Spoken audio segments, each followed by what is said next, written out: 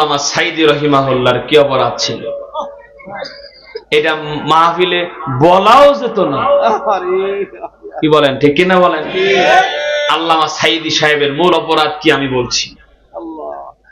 আল্লামা সাইদি রহিমাহুল্লাহ, আমি কিন্তু কওমি মাদ্রাসার আলেম, এরপরেও বলছি, কারণ আল্লামা সাইদি বলতেন কওমি আর আলিয়া, আমার কওমি ডান চোখ, আলিয়া বাম চোখ। সুবহানাল্লাহ বলেন। আরে মুসলমান তো কাজাসাদিন ওয়াহিদ। নবীজি বলছেন মুসলমান এরা একটা শরীরের মতো। বিশ্বের যে কোনো জায়গায় এক মুসলমানের শরীরে আঘাত যদি লাগে, তাহলে বিশ্বের আর এক কোনায় আর এক মুসলমানের শরীরে আঘাত লাগবে, এর নাম মুসলমান। একজন মিলাদ পড়ে না, ওরা এক গ্রুপ, আমরা মিলাদ পড়ি, আমরা আর এক গ্রুপ। একদল এই গ্রুপ, একদল এই গ্রুপ, গ্রুপের নাই শেষ। ইহুদি খ্রিস্টানরা নানান রকম ষড়যন্ত্র করে আমাদেরকে বিভিন্ন দলে বিভক্ত করে মুসলমানদের শক্তিকে কমিয়ে দিয়েছে। মাঝে মধ্যে আমার খুব আফসোস হয়, মনে করেন বাংলাদেশে যে কোনো একটা গোষ্ঠী নবীকে নিয়ে কটূক্তি করেছে, আমাদের বাংলাদেশের ওলামায়ে কেরামের, বাংলাদেশের মুসলমানদের প্রতিবাদ দেখলে আমার লজ্জা লাগে। বলবেন এত বড় কথা বলেন? হ্যাঁ, এত বড় কথা বললাম কেন?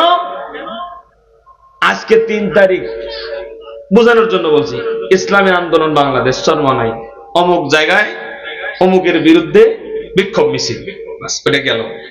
পরের দিন বাংলাদেশ খেলাফত মজলিস গেল, পরের দিন জামাত ইসলাম গেল, পরের দিন তালিমউদ্দিন ওয়াইজিন পরিষদ, মজলিসে মুফাসসির আর একদিন, জাতীয় ওয়াইজিন একদিন, ইত্তেফাকুল ওয়াইজিন একদিন, করতে করতে খালি সংগঠনের ব্যানার নিয়ে নিয়ে হাজির।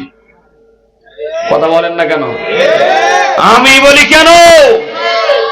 সমস্ত ব্যানার, সমস্ত দল বাদ দিয়ে যেই কুলাঙ্গার, যেই গোষ্ঠী আমার নবীর ইজ্জতের উপর আঘাত করবে, দল মত নির্বিশেষে আমরা একদিনেই যদি সবাই এক জায়গায় শামিল হতাম, থুতু নিক্ষেপ করতাম, নাস্তিক রাম আর বামেরা বঙ্গোপসাগরে ভেসে যেত। ঠিক না?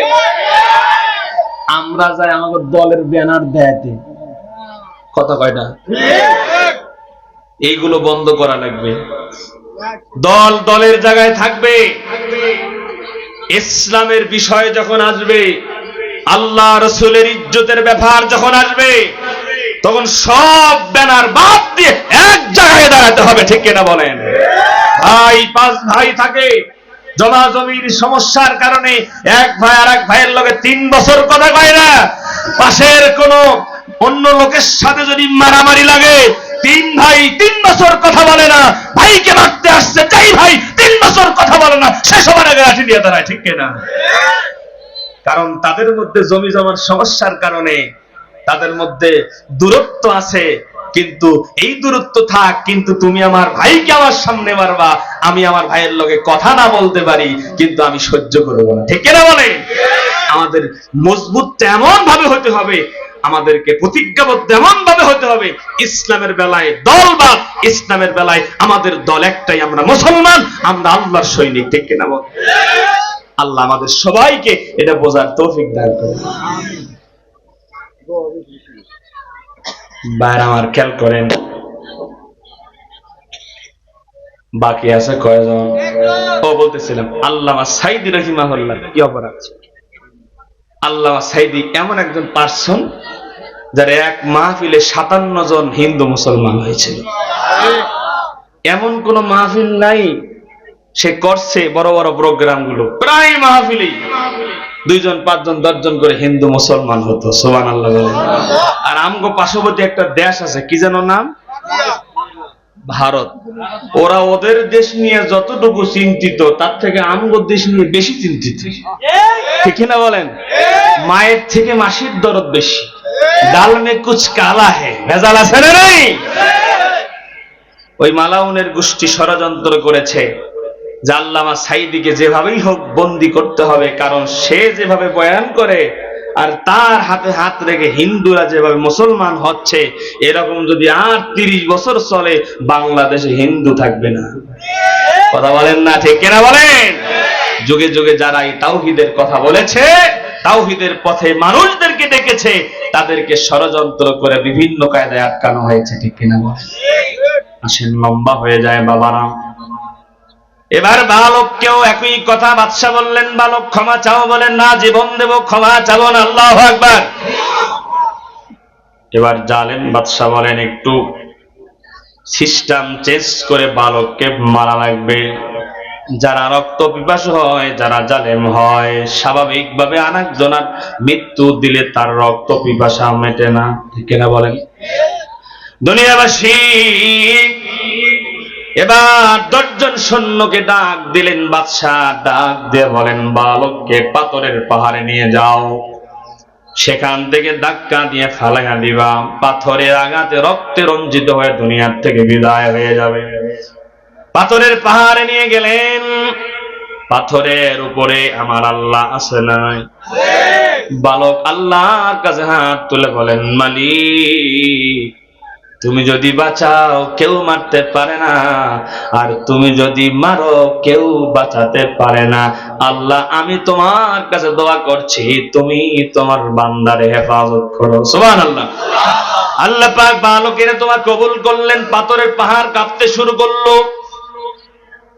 কাঁপতে কাঁপতে কাঁপতে কাঁপতে যারা পাহাড়ের উপরে নিয়ে গিয়েছিল ধাক্কা দেওয়ার জন্য, তারা সবাই নিচে পড়িয়া গেল। আমার আল্লাহ তাদেরকে ধ্বংস করে জাহান্নামে পাঠালেন। বালককে আমার আল্লাহ কুদরতিভাবে হেফাজত করলেন। আল্লাহু আকবার। বালক বাদশার সামনে গিয়ে আবার হাজির হয়ে গেছে। বালককে দেখিয়া বাদশা বলেন, বালক, কি ব্যাপার, তুমি ফেরত আসলা কেমনে, আর আমার সৈন্যরা কোথায়? বালক ডাক দিয়ে বলেন, বাদশা, তুমি আমাকে দেখে নিতে চেয়েছো, আর যাদেরকে আমাকে মারার জন্য পাঠিয়েছো, আমার আল্লাহ তাদেরকে দেখে নিয়েছে। আল্লাহু আকবার। আবার 10 জনকে ডাকলেন, বললেন, যাও সমুদ্রের মাঝখানে নিয়ে যাও, উত্তল তরঙ্গ বেগে ঢেউ যেখানে উঠে ওই ঢেউয়ের মধ্যে ফেলাইয়া দিবা, পানির মধ্যে চুবানি খেয়ে সে মারা যাবে। ওই সমুদ্রের মাঝখানে আল্লাহ আছেন। দুনিয়ার মুসলমান বাবারা ওই জায়গায় গিয়ে আল্লাহর কাছে দোয়া করলেন, আমার আল্লাহ সমুদ্রের ঢেউ আরো উপরের দিকে উঠালেন। আরো ঢেউগুলো উত্তল তরঙ্গ বেগে উপরের দিকে লাফাতে শুরু করলো। তারা যে বোটে চড়ে, লঞ্চে চড়ে মাছ পথে গিয়েছিল, সব উল্টে গেল, সবাই পানির মধ্যে চুবানি খেয়ে মারা গেল। আর আমার আল্লাহ তার এই বালককে কুদরতিভাবে হেফাজত করিয়া সমুদ্রের কিনারায় পৌঁছায়া দিলেন। সুবহানাল্লাহ। এই বাদশার সামনে বালক আবার হাজির হয়েছে।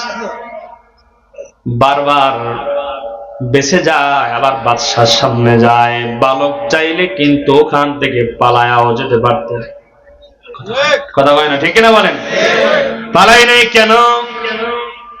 কারণ মুসলমান হযরতে আলীর গোষ্ঠী, মুসলমান হযরতে ওমরের গোষ্ঠী, মুসলমান আদর্শ নবীর আদর্শ উম্মত।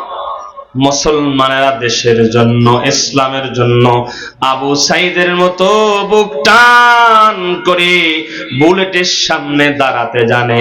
মুসলমান জীবন দেওয়ার ইতিহাস তৈরি করে, মুসলমান পালানো জানে না, ঠিক না?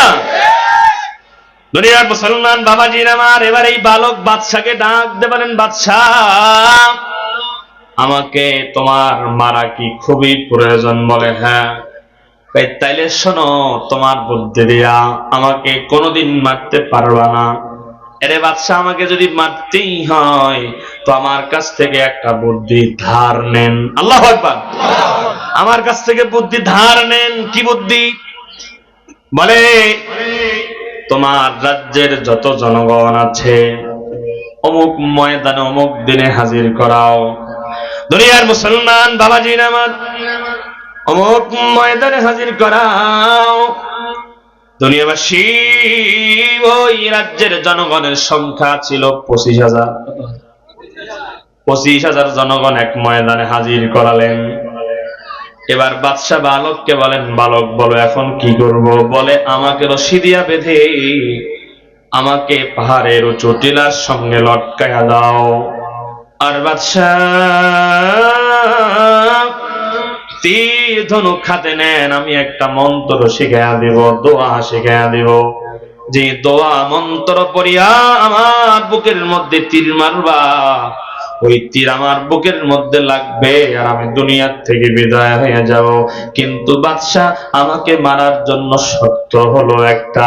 কি শর্ত? বলে শর্ত হলো যেই 25,000 মানুষ ময়দানে হাজির হয়েছে, আমি যে মন্ত্র আপনারে শিখায়া দেব, এই মন্ত্রটা 25,000 মানুষের কান পর্যন্ত পৌঁছানো লাগবে। আল্লাহু আকবার। ব্যবস্থা করলেন। মন্ত্র কি বলো? মন্ত্র বললেন বিসমিল্লাহির রাব্বিল গোলাম। এই মন্ত্র অর্থ, দোয়ার অর্থ হলো এই বালক যেই রবের গোলাম, তার নামে আমি তীর মারলাম। আল্লাহু আকবার। এই মন্ত্র পড়িয়া বাদশাহ তীর মারলেন। তীর গিয়া বালকের সিনার মধ্যে লেগে গেল। তীর বুক ছিদ্র করে ছেদ করে পিঠের মধ্য দিয়ে ভেদ করে বের হয়ে গেল। সাথে সাথে বালক দুনিয়ার জমিন থেকে বিদায় হয়ে গেল। আর এই মন্ত্র দোয়া 25,000 মানুষের কান পর্যন্ত পৌঁছে গেছে। তারা এবার কানা গোজা শুরু করলো। বালক জীবন দিয়ে আমাদের কান পর্যন্ত একটা মেসেজ নিয়ে গেল। কি সেই মেসেজ? বলে এই বাদশা তাকে কতবার মারার জন্য চেষ্টা করেছে, কিন্তু মারতে পারে নাই। বালককে মারার জন্য বালকের কাছ থেকেই বুদ্ধি নিতে হয়েছে, এবং বালকের শেখানো মন্ত্র দিয়া তীর মারার কারণে মারা সম্ভব হয়েছে। আর এই মন্ত্র অর্থ হলো এই বালক যেই রবের গোলাম, তার নামে তীর মারলাম। তার মানে বালককে মারার জন্য বালক যেই রবের দিকে ডাকে, ওই রবের নাম নিয়ে তীর মারার কারণেই মারা সম্ভব হয়েছে। তার মানে বোঝা গেল জালেম বাদশা মারতে যে ব্যর্থ হয়েছে, সে যদি আসল খোদা হতো ব্যর্থ হতো না।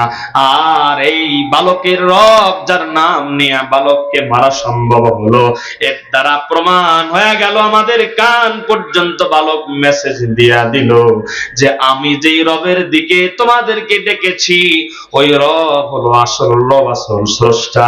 আর এই ইউসুফ জুরামা সে খোদা নয়, সে হলো হুদা, সে ভণ্ড খোদা। ঠিক কিনা বলেন? কিতাবের মধ্যে লেখেন ওই ময়দানে 25,000 মানুষ, এদের মধ্যে একসঙ্গে 20,000 মানুষ কালেমা পড়ে মুসলমান হয়ে যায়। এবার বাদশা নিজের কপাল নিজে থাবড়ায়, হায় হায় করলাম কি? মারলাম 3 জন মুসলমান, 20,000 হয়েছে। ডান পাশের চেয়ারে এক মন্ত্রী বসা, বাম পাশের চেয়ারে এক মন্ত্রী বসা। বাদশা বলেন, মন্ত্রী গর্ত খনন করো। কি করো? সূরা বুরুজের মধ্যে কসম কয়টা? আসমানের কসম, বিচার দিনের কসম, জুমার দিনের কসম, আরাফার দিনের কসম, 4টা কসম করার পরে মালিক বলেছেন কুতিলা আসহাবুল উখদুদ, ধ্বংস গর্ত খননকারীরা। এই গর্ত খনন করার নির্দেশ দিয়েছিলেন এই জালেম বাদশা তার মন্ত্রীদেরকে। এই ঘটনা কি বলা হয়? আসহাবে উখদুদের ঘটনা। যেই ঘটনা সূরা বুরুজের ব্যাখ্যায় মুফাসসিরে কেরাম নিয়ে আসছেন। আল্লাহর নবী এই ঘটনা বলিয়া বলিয়া মুমিন মুসলমান নির্যাতিত ঈমানদারদেরকে সান্ত্বনার বাণী পৌঁছায়া দিয়েছিলেন। একটু জোরে বলেন সুবহানাল্লাহ। এখন এই যে মন্ত্রীদেরকে বললেন গর্ত খনন করো, এবার মন্ত্রী বলেন বাদশা গর্ত খনন করে কি করবেন? বলে আন্নারি যাতিল ওয়াকুদ, এই গর্তের মধ্যে আমি আগুন জ্বালাবো। আগুন জ্বালায় কি করবেন? বাদশা বলেন মন্ত্রী এই 20,000 মানুষ যারা কালেমা পড়ে মুসলমান হয়েছে, গর্তের মধ্যে সবগুলোরে আগুনে পোড়ায়া মারবো। মন্ত্রী বলেন, বাদশা মাথা কি ঠিক আছে? বলে, কেন, কি হয়েছে? আপনার রাজ্যের জনগণ কতজন? বলে 25,000। মুসলমান এখন কতজন? বলে 20,000। মারবেন কতজন? বলে 20,000। থাকবে কতজন? বলে 5,000। 5,000 দিয়ে কি রাজ্য চালাবেন? খুব খেয়াল করেন, বলতেছে আমার জনগণ লাগবে না,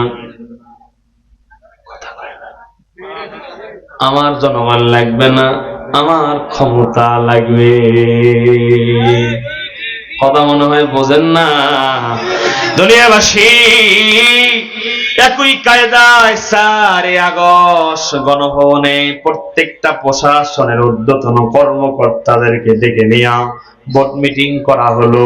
আগামীকাল গণভবন ঘেরাও করতে বৈষম্য বিরোধী ছাত্র আন্দোলন সহ তাদের সাথে একত্রতা প্রকাশকারী আরো অনেক বাংলাদেশের জনগণ গণভবন ঘেরাও করতে বড় হুজুর আইছে।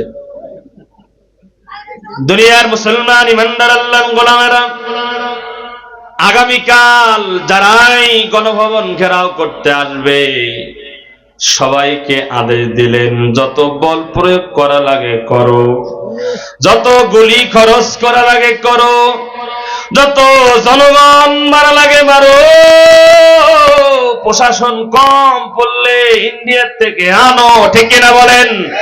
দুনিয়ার মুসলমান বাবারা, জনগণ মাইরা সাফ করো, আমার জনগণ লাগবে না, যেভাবেই হোক আমাকে ক্ষমতায় থাকাই লাগবে। আমি কি একটাও বানিয়ে বললাম? দুনিয়াবাসী শুধু মিলে দিলাম ওই জামানায় ইব্রাহিম আলাইহিস সালাতু ওয়াস সালামকে মারার জন্য নমরুদ অগ্নিকুণ্ড সাজা ছিল, আর ইউসুফ জুনাওয়াত জালেম বাদশা মুসলমানদেরকে হত্যা করার জন্য গর্ত খনন করেছিল। আর এই জামানায়ও জালেম সরকার আলেমদেরকে নির্যাতন করার জন্য, হত্যা করার জন্য, কষ্ট দেওয়ার জন্য আয়নাঘর বানিয়েছিল। কথা বলেন, কথা বলেন, ঠিক না ঠিক? ওরাও জালেম, এও জালেম, পার্থক্য শুধু নামটা আলাদা। কথা বলেন, কথা বলেন, ঠিক না ঠিক? দুনিয়ার মুসলমান বাবারা, রাত্র গভীর হয়, শেষ করে নেই। বাবাজির আমার আসুন, ঘটনাটা একটু শেষের দিকে নিয়ে যায়। গর্ত খনন করলেন, আগুন জ্বালালেন। ইযহুম আলাইহা কুউদ। কুউদ শব্দের অর্থ বসা। এই জালেমেরা চতুর্দিক দিয়ে গ্যালারির মতো হয়ে বসলেন। যারা ঈমান এনেছিল তাদেরকে ধরে ধরে আগুনের মধ্যে নিক্ষেপ যখন করা শুরু করলো, কয়েকজন জীবন দেয়া জান্নাতি হয়ে গেল। ইমানদার বাকি যারা, তারা ডাক দিয়ে বলেন, বাদশাহ কষ্ট করে তোমারে আমাদেরকে আগুনে ফালাতে হবে না, আমাদের আল্লাহর জন্য আমরা নিজেদের জীবন আগুনের গর্তে নিজেরাই লাভ দিয়ে আল্লাহর জন্য উৎসর্গ করব। আল্লাহু আকবার। একে একে প্রায় শেষের দিকে প্রায় 20,000 মুসলমান এক আগুনের গর্তের মধ্যে পুড়িয়া হত্যা করলো। বাকি আছে শুধু একজন মহিলা। এই মহিলার কোলের মধ্যে 1.5 বছরের একটা সন্তান। এই মহিলা এক কদম সামনে আগায় তো আবার এক কদম পিছায়। হঠাৎ করে উপরের দিকে মহিলা মাথা উঠায়া বলেন, ওগো মালিক, এই জালেম বাদশাহ প্রায় 20,000 মানুষকে এই গর্তের মধ্যে আগুনে পোড়ায়া হত্যা করেছে। ওগো আল্লাহ, তারা চুরি করে নাই, ডাকাতি করে নাই। ওগো মালিক, তাদের অপরাধ একটাই, তারা আপনার প্রতি ঈমান এনেছিল। ওগো আল্লাহ, তারা ঈমানের পরীক্ষা দিতে গিয়ে জীবন উৎসর্গ করেছে। ওগো মালিক আল্লাহ, আমিও আপনার জন্য ইমান হেফাজতের জন্য আগুনের মধ্যে লাফ দিয়া জীবন দিব, কোনো আফসোস নাই। কিন্তু মালিক, আমার কোলের মধ্যে আমার বুকের মানিক, আমার কলিজার সন্তান, আমার সন্তানকে নিয়ে আমি যদি আগুনের মধ্যে লাফ দেই, আমার সন্তান আমার চোখের সামনে আগুনের মধ্যে পুড়িয়া অঙ্গার হবে, আমি মা তো সহ্য করতে পারবো না, কারণ আমি মা। ঠিক না? দুনিয়ার মুসলমান যাদের ঘরে মা আছে বাবা আছে, খেদমত করবেন। নবীজি বলেন লক্ষ টাকা খরচ করে মক্কা মদিনায় গেলে হজ কবুল হতে পারে, নাও হতে পারে। নবীজি বলছেন আল্লাহর কোন বান্দা, কোন সন্তান যদি মার চেহারার দিকে একবার মায়ার নজর নিয়ে তাকায়, আল্লাহ পাক আমুল্লামায় একটা কবুল হজের সওয়াব জমা করে দেয়। এই মা বাবারা আমাদেরকে লালন পালন করতে গিয়া কত কষ্ট করেছে, কত ঈদ মা বাবা নতুন কাপড় জুতা ছাড়া পার করেছে। হাজার কষ্ট করে হলেও সন্তানদের নতুন জামা কাপড় না দিয়া বাচ্চার ঈদ কখনো মা বাবা পার করায় নাই। ঠিক না? ওই বাবা পরীক্ষার ফি জমানোর জন্য কত মানুষের জমিতে 14 মাসের রোদ্রে কামলা দিয়া পিঠের চামড়া পোড়ায়া কত সন্তানের পরীক্ষার ফি জমায় আছে। কত রিক্সাওয়ালা সিএনজিওয়ালা এখনো ঢাকা শহরে দেখি রিক্সা চালাইতে গিয়া পুলিশের হাতে ডান্ডার বাড়ি খাইয়াও হাসে, ডান্ডার বাড়ি খাইয়াও কিছু মনে করে না। এখানেও হয়তো অনেক সন্তান এমন আছে, হয়তোবা তোমার পরীক্ষার টাকা, তোমার ঈদের পোশাক, তোমার দাবির মোবাইল ফোনটা কেনার টাকা জমানোর জন্য হয়তো তোমার বাবা সিএনজি চালাইতে গিয়া পুলিশের হাতে মার পর্যন্ত খেয়েছে। দুনিয়াবাসী ওই বাবার ঋণ, মায়ের এক ফোঁটা দুধের ঋণ, পিঠের চামড়া দিয়া যদি জুতা বানায়া দিই, তবু এক ফোঁটা দুধের ঋণ শোধ হবে না।